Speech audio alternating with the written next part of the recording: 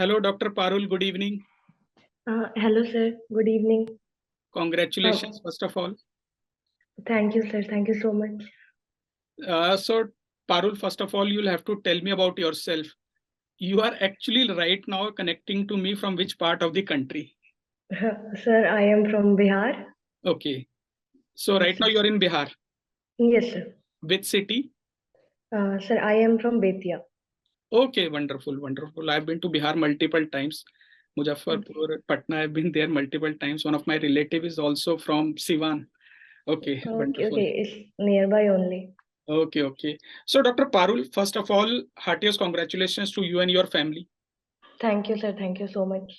Parents काफी खुश तो हुए होंगे, जी सर, बहुत।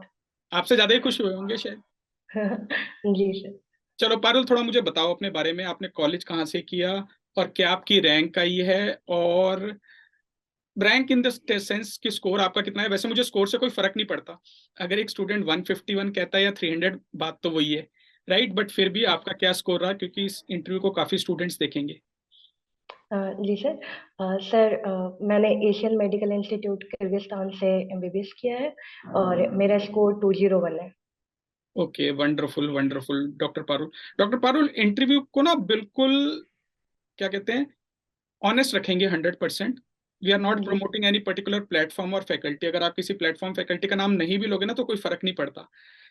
असली ओके चीज, आपने अपने एग्जाम की तैयारी कैसे की, आपकी अटेम्प्ट कौन सी थी ये? Sir, this was my first attempt. Wonderful, ये और भी अच्छी बात है, क्योंकि मेरा भी हमेशा से यही मानना है कि जो आपकी किसी भी एग्जाम में फर्स्ट अटेम्प्ट होती है ना, वो बेस्ट होती है। तो आप अपनी थोड़ी जर्नी बताएं कि आपने इस एग्जाम की कैसे प्रिपरेशन की। Sir, I started in COVID, during COVID, and I started from the main notes only, and I have written down all the notes. And till June on and off, because of classes and all, I have completed till June 2022.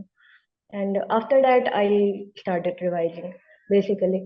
Uh, Before that, I also revised some of the subjects, but not most of the subjects, just two or three.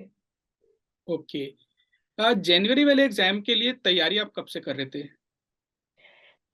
Sir, वैसे तो 2-3 साल से।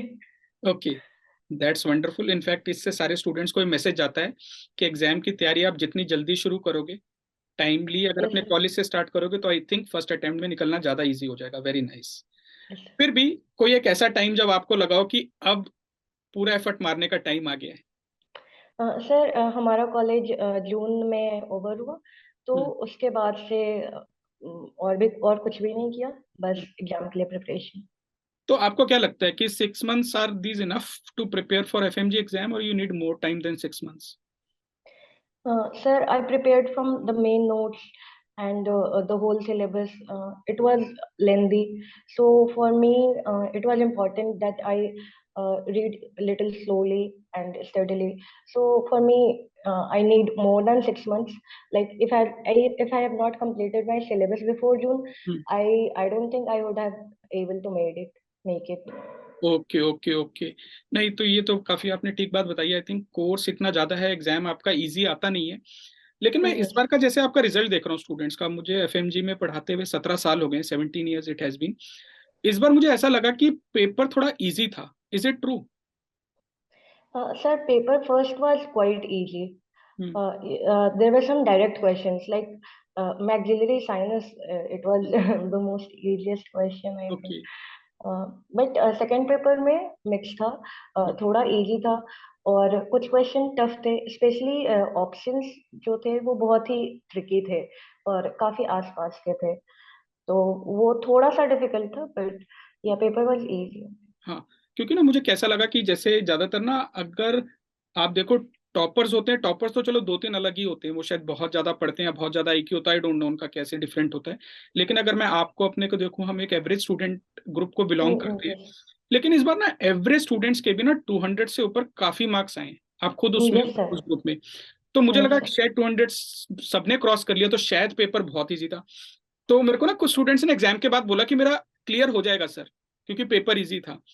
तो मेरे को ऐसा लग रहा है कि या तो स्टूडेंट्स ने थोड़ा ज्यादा पढ़ना शुरू कर दिया, आपको लगा अपने कॉलेज में ऐसा? यस सर, सबने ज़्यादा पढ़ा, स्पेशली ऑनलाइन प्लेटफॉर्म्स के बाद तो जिसका जब भी मन होता था वो तब पढ़ सकता है, और हम्म, थोड़ा थोड़ा भी करके पढ़ो तो हम्म, भी काफी चीजें निकल आती हैं ऐसे। और लोगों ने ज्यादा पढ़ा था। Second paper was not quite easy for me, but okay. It was fine. अच्छा, जैसे मैं आपको अपना बताऊं ना, तो मेरा तो फेवरेट सब्जेक्ट है गाइनी ऑप्स, पीएसएम नंबर 2 पे आता है। तो आपके कौन से फेवरेट सब्जेक्ट्स हैं? सर मेरा भी ऑक्सीजाइनी था, पीएसएम था, फॉरेंसिक था। सर इन तीनों में आई वाज कॉन्फिडेंट कि अच्छा होगा। और बाकी subject like surgery was also good. आपने मुझे लग रहा है स्कोरिंग सब्जेक्ट्स को टारगेट किया है।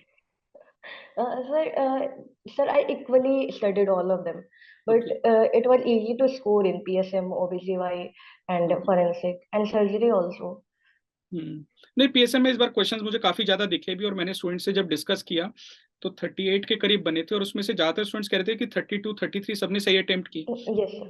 थोड़ा Yes. ओवरलैप होता है शायद बाकी सब्जेक्ट से भी। आ, अब सोच के देखो कि अब आपके इस इंटरव्यू को काफी सारे स्टूडेंट्स देखेंगे, उन Yes, sir. स्टूडेंट्स को आप क्या एडवाइस करना चाहोगे?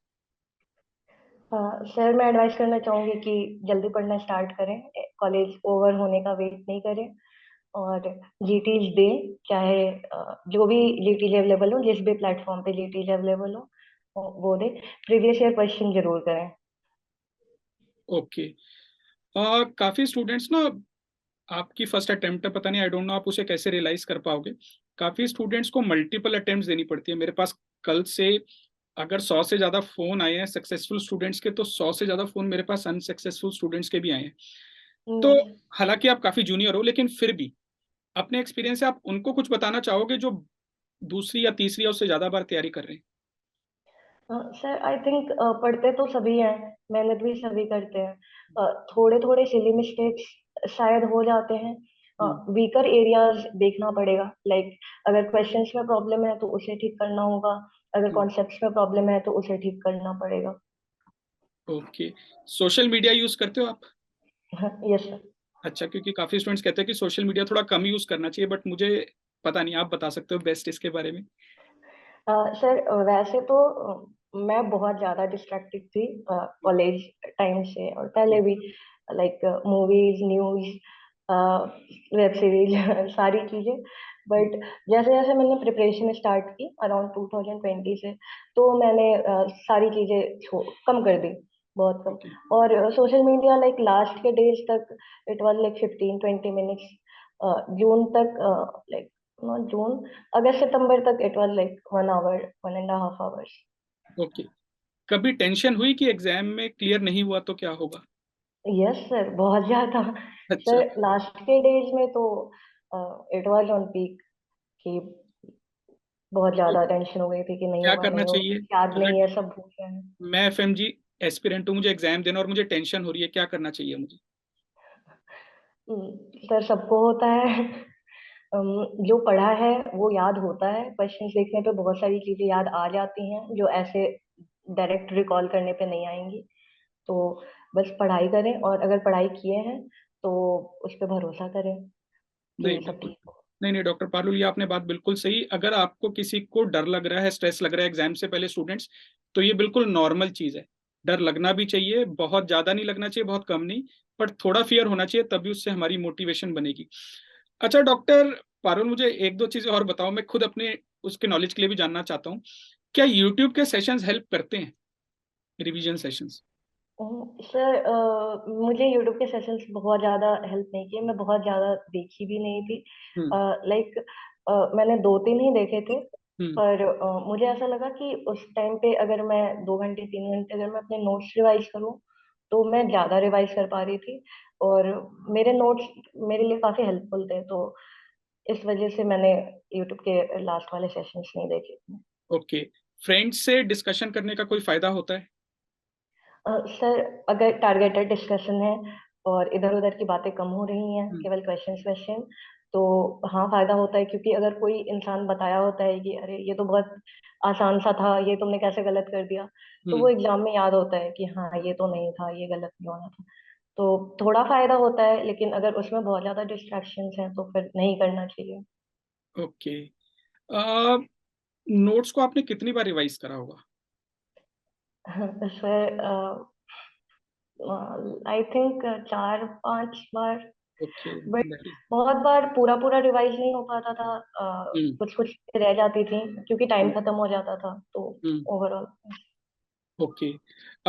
दोस्तों, मैं समराइज कर देता हूँ डॉक्टर पारुल ने हमें क्या क्या बताया। कि आप कॉलेज में जब भी जाते हैं, डेफिनेटली लाइफ एंजॉय करें, लेकिन सब्जेक्ट भी सीखें और थोड़ा जल्दी प्रिपरेशन स्टार्ट करें। कंपटीशन बढ़ता जा रहा है, हो सकता है आने वाले टाइम में एनईएक्सटी एग्जाम भी आ जाए। 6 महीने डॉक्टर पारुल को लगता है कि उससे ज्यादा आपको टाइम चाहिए। सबसे मजेदार बात डॉक्टर, या सबसे यूजफुल बात भी जिसे मैं कह सकता हूँ, कि पढ़ाई तो स्टेडीली आपको करनी पड़ेगी, लेकिन आपको रिविजन्स भी करनी पड़ेगी। डॉक्टर पारुल ने जो बोला ना, 4 to 5 रिविजन, सुनने में आसान लगता है, लेकिन आई कैन रियलाइज कि इन्होंने उसमें कितनी मेहनत की होगी और कितना टाइम उसमें डिवोट किया होगा। इसके अलावा उन्होंने बताया कि ग्रैंड टेस्ट देना चाहिए। दोस्तों, यहाँ पे मैं आपको भी अपनी तरफ से बताना चाहूंगा कि काफी बार जो प्लेटफॉर्म है, चाहे कोई भी प्लेटफॉर्म हो, वो ग्रैंड टेस्ट को थोड़ा डिफिकल्ट बनाते हैं स्टूडेंट्स को इंप्रेस करने के लिए। आपको उससे डिप्रेस नहीं होना है। आप कंटिन्यूसली, जैसे डॉक्टर पारुल ने सजेस्ट किया, अपना ग्रैंड टेस्ट को देते रहिए, स्कोर को मेंटेन करिए या फिर इंप्रूव करिए।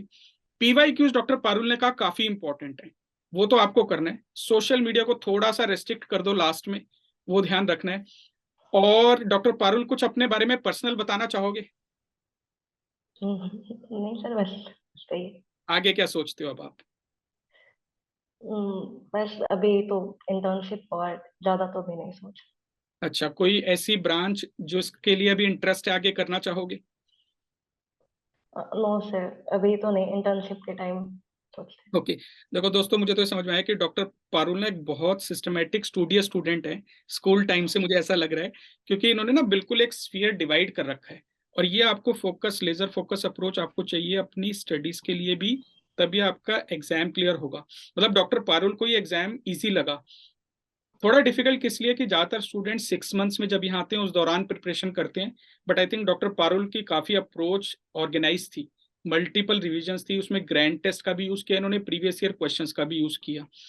तो दैट इज वंडरफुल। और आगे का आपने नहीं सोचा, ये अच्छी चीज है, लेकिन मैं अपने एक्सपीरियंस से आपको एक एडवाइस करना चाहूंगा। जब आप इंटर्नशिप करो ना, उसे ढंग से करना, try to learn as much as possible. उसमें आपको ना ऑटोमेटिकली कुछ सब्जेक्ट्स आइडेंटिफाई आप कर पाओगे जो आपके एरिया ऑफ इंटरेस्ट, या इंटरेस्ट आपका उसमें जनरेट होगा। उससे आई थिंक आपको एक डायरेक्शन मिलेगी कि आगे आप क्या करना चाहते हो। डेफिनेटली मैं तो सजेस्ट करूंगा कि एनईएक्सटी या नीट पीजी जो भी एग्जाम आगे होता है, उसको आप दो। और आपने यहाँ पे इतना अच्छा स्कोर किया, तो काफी ब्राइट चांसेस है कि आप नीट पीजी भी क्लियर करोगे। Thank you sir. चलो, wonderful. Thank you doctor Parul. जाने से पहले आपको और आपके पेरेंट्स को मैं दोबारा बधाई देना चाहूंगा। और उम्मीद करते हैं जल्दी कभी ना कभी मिलने का मौका मिलेगा। कभी आप दिल्ली आते हो या मैं बिहार आता हूँ या कहीं और पे, डेफिनेटली हम यस मिलेंगे। Sir, definitely, thank you sir. Sir, one more thing I want to say. Sir, मैंने जब स्टार्ट किया था, मैं उसी टाइम से आपको व्हाट्सएप पे मैसेज करती थी। अच्छा। यस सर, अगर कुछ भी प्रॉब्लम होता था, कुछ भी समझ नहीं आता था, सर मैंने आपसे ही पूछा था कि मैं लिखूं नोट्स या फिर मैं खरीदूं। ओके। एंड आपने एक वीडियो का लिंक शेयर किया था कि नोट्स कैसे बनाएं। एंड आपने कहा था और hand written notes are better, so I wrote down all the notes. अरे वाह। तो थैंक यू सर, आपने हमेशा रिप्लाई किया, हमेशा गाइडेंस किया, थैंक यू सर। अरे वेलकम वेलकम। मुझे ये बात ध्यान नहीं थी डॉक्टर पारुल, क्या करूं, इतने सारे स्टूडेंट्स का डेली मैसेज आता है ना। कई बार ना यस मैं सर। रिप्लाई कर देता हूँ, लेकिन रियलाइज नहीं होता कि हम बात किससे कर रहे हैं। लेकिन यस वंडरफुल सर। कि आपने एक सजेशन को माना। मेरा खुद भी ये मानना है कि जो चीज आप खुद लिखते हो ना, एक हमारी पैसिव लर्निंग की कैपेसिटी होती है, वो हमें ना याद थोड़ा ज्यादा होता है। तो नोट्स तो हर प्लेटफॉर्म से आपको मिलते हैं, मार्केट में भी अवेलेबल है, बट जो कुछ आप लिखोगे ना, थोड़ा सा हायर चांस है उसका रिटेंशन पावर हाई होने का। तो आपने जाते यस। जाते ये जो बहुत बढ़िया चीज बताई है ना, आई थिंक इसको काफी स्टूडेंट्स यूज करेंगे। और all the best, I wish you all the success. मुझे पूरा विश्वास थैंक है आने वाले टाइम में एक बहुत सफल और अच्छे डॉक्टर बनोगे आप इंडिया में। You, thank you sir. चलो, take care, bye bye. Stay healthy, stay safe, parents का ध्यान रखो, खुद का ध्यान रखो। Yes sir, thank you. Bye bye.